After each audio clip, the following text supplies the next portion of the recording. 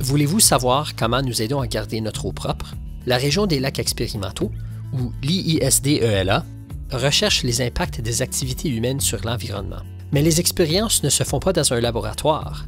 Elles se font dans des écosystèmes entiers. L'IISD-ELA est une collection de 58 lacs du nord-ouest de l'Ontario dédiés à la recherche scientifique.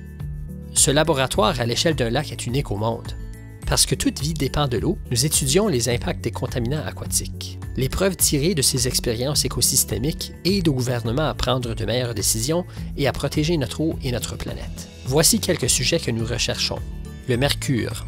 Le mercure est un élément naturel présent à de faibles concentrations dans le sol. C'est aussi un sous-produit du charbon, de l'extraction minière, du raffinage du pétrole et de la production de ciment. En concentration élevée, le mercure est toxique et néfaste au système nerveux. Comment se trouve-t-il dans l'eau?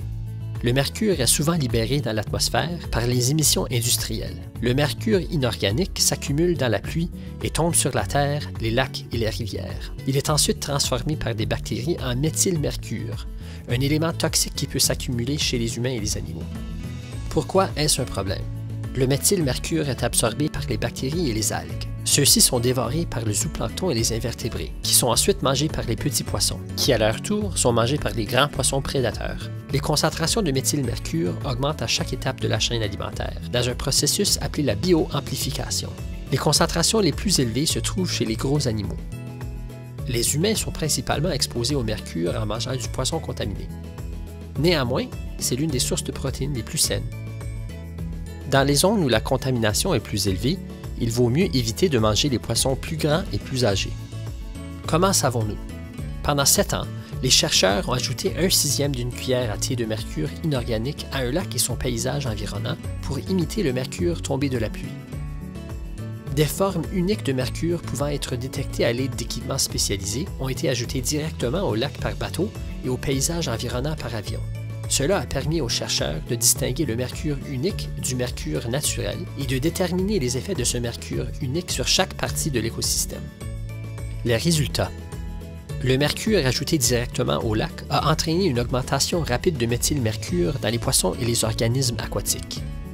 Le mercure ajouté au paysage environnant par avion a pris plus de temps à s'accumuler dans le lac. Ceci suggère que le mercure qui y pénètre par ruissellement peut rester dans l'écosystème pour plusieurs années.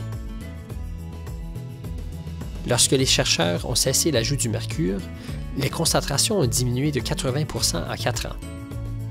Ces résultats fournissent des preuves solides pour limiter les émissions industrielles, ce qui a été fait. Le Canada et les États-Unis ont proposé de nouvelles lois pour réduire les émissions provenant des centrales à charbon, dans le but de réduire le méthylmercure dans le poisson. En réduisant les émissions, nous réduisons les concentrations de méthylmercure toxiques dans nos aliments.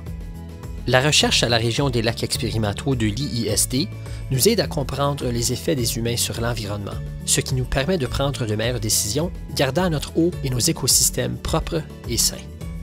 Pour en savoir plus, visitez iisd.org/ELA.